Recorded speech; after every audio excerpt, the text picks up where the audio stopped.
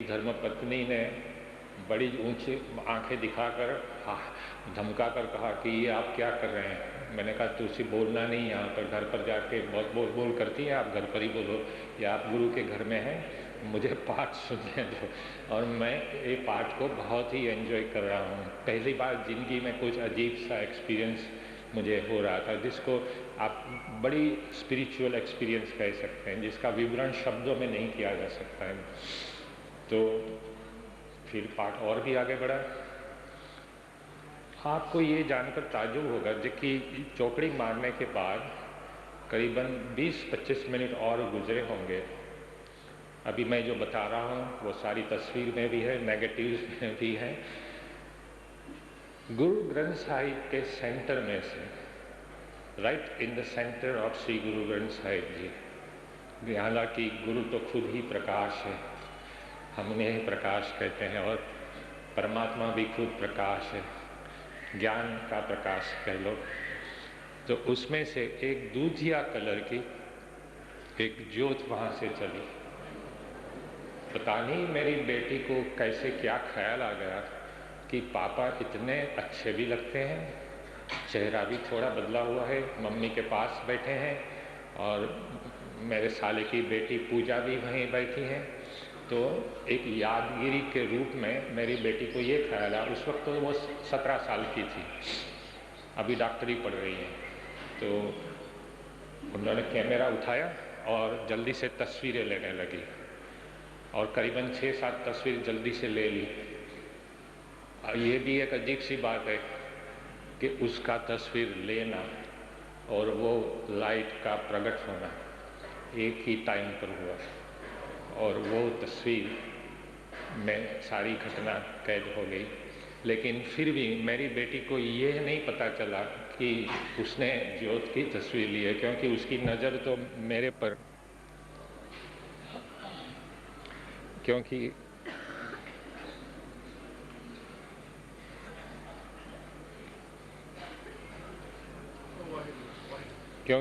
नहीं, आवाज़ नहीं आ रही।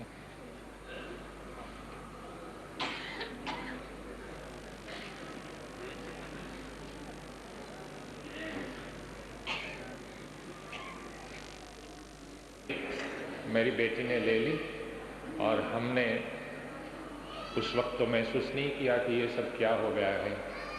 कई लोगों ने ये तस्वीर देखी, वहाँ से जितने बंदे गुजर रहे थे वो अजीब सा दृश्य देखकर वहाँ पर बैठ गए। वो रोशनी मैंने अनुभव किया, ये मेरा बिल्कुल पर्सनल एक्सपीरियंस है कि वो लाइट मेरे पास आई, कैसे उसके दो हिस्से हुए और यहाँ से कैसे प्रवेश कर गए। जैसे ही वो शरीर में वो लाइट जला देने वाली लाइट नहीं थी जो मोमबत्ती पर आप देखते हैं, मुझे ऐसा महसूस हुआ कि मैंने रेफ्रिजरेटर में हाथ डालकर कहीं आइसक्रीम या बर्फ़ निकाला हो। बहुत ही ठंड वो उसका स्पर्श था। जैसे ही वो आगे बढ़ती गई, ये जो कान डॉक्टरों ने कहा था कि ज़िंदगी में आप कभी भी नहीं सुन पाओगे, ये कान उस वक्त खुल गए।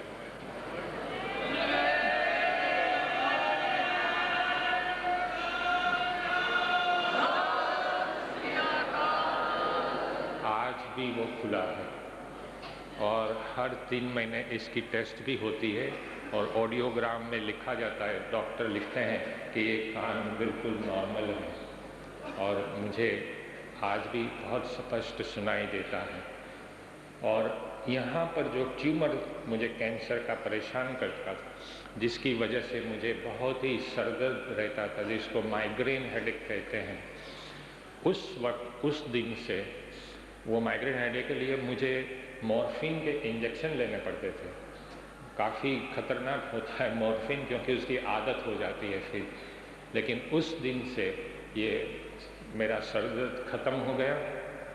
अब मेरी धर्मपत्नी ऊंची आवाज़ में मुझे डांटे तो भी मेरा सर दर्द मुझे अनुभव नहीं होता है। और फिर हम 48 घंटे बैठने का निश्चय कर लिया। मैंने इतना ये पाठ को एंजॉय किया, मैंने मेरी धर्मपत्नी को कहा कि मैं आपकी आवाज़ सुनना ही नहीं चाहता हूँ। आपको अगर इंटरेस्ट नहीं है तो तुसी दौड़ परे हो जाओ। और बेटी को कहा कि मेरे लिए कोई सॉलिड फूड लाना नहीं, और पानी में नींबू और शहद डाल करके एक बोतल यहाँ रख दो। जब मुझे 5 गिलास पीने की प्यास लगेगी तब मैं केवल 5 घूंट इसमें से पीऊँगा, so that it meets my water requirement, ताकि वहाँ फ्रेश होने के लिए उठकर कहीं जाना पड़े नहीं, क्योंकि ये अखंड पाठ है जो खंडित नहीं हो सकता। अगर मैं यहाँ से उठा तो इतना पाठ में मिस कर जाऊँगा। तो मैं वहाँ बैठा रहा।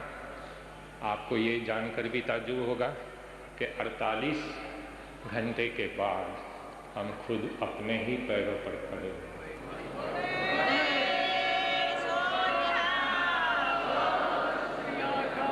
मेरी धर्म पत्नी ने कहा कि ये स्ट्रेचर तैयार है, तुसी लेट जाओ यहाँ पर, हम उठा के ले जाएं। मैंने कहा मैं ये स्ट्रेचर की ज़रूरत नहीं है, मैं ठीक से चल रहा हूँ। थोड़ा चलने के बाद तो इतना कॉन्फिडेंस आया कि मैं चलते चलते नहीं, आज भी याद है मैं यहाँ से गुजरा था दौड़ते दौड़ते, और मैं 16 नंबर के कमरे में श्री गुरु अर्जुन देव निवास में पहुँच गया। आज भी एंट्री है, किसी को देखना है 5 में 2000 वाली, जब हम यहाँ रहते थे, वो भी एंट्री आज भी रजिस्टर में दर्ज है। कई पत्रकार जाकर देख भी आते हैं। मैंने मेरी बेटी को कहा कि चलो, अभी भी मुझे ये पता नहीं है कि मेरा कैंसर ठीक हुआ है, तुसी समझ लो बड़े ध्यान नाल। ये तो तब पता चला कि जब रिपोर्ट्स आने लगे डॉक्टरों के। मैंने बेटी को कहा कि आप स्नान करो जल्दी, हम पहले तो जलियांवाला बाग देखने जाएंगे, और वहाँ सिखों ने कि कैसी कुर्बानी दी है, तो बॉर्डर, वाघा बॉर्डर भी जाएंगे। सिखों के प्रति मुझे हमेशा बहुत ही आदर रहा है। मेरे पिताजी काफ़ी विद्वान साइंस राइटर थे, और बम्बई में जन्मभूमि ग्रुप ऑफ न्यूज़पेपर्स के चीफ एडिटर भी रहे। उसको नेहरू अवार्ड से भी सम्मानित किया गया था। तो उन्होंने कई सारी कहानियाँ मुझे सुनाई थी जब हम छोटे थे, रणजीत सिंह जी की, गुरु गोविंद सिंह जी की। छोटे थे, बहुत समझ नहीं पा रहे थे, लेकिन सिखों के प्रति बहुत आदर रहा कि 97% ऑफ जो फ्रीडम फाइटर्स थे who were hanged by Britishers, all of them were Sikhs, they were Sikh boys। आज भी आप भारत के लश्कर में से सिख फौजी को निकाल दो तो फिर तो पाकिस्तान और चाइना का आर्मी कन्याकुमारी तक आ जाएगा। तो ये सारी बातें मेरी बेटी को मुझे बताने की, ये सारी बातें बताई। अभी तो वो अपना नाम भी लिखती है, तो अभी मेरी बेटी का नाम हेली है। अभी मैं पूछता हूँ आपका नाम क्या है, तो कहती है हेली कौर। तो मेरी सरनेम भी नहीं लिखती है, हेली कौर ही लिखती है, और आप जैसे ड्रेस भी पहनती है।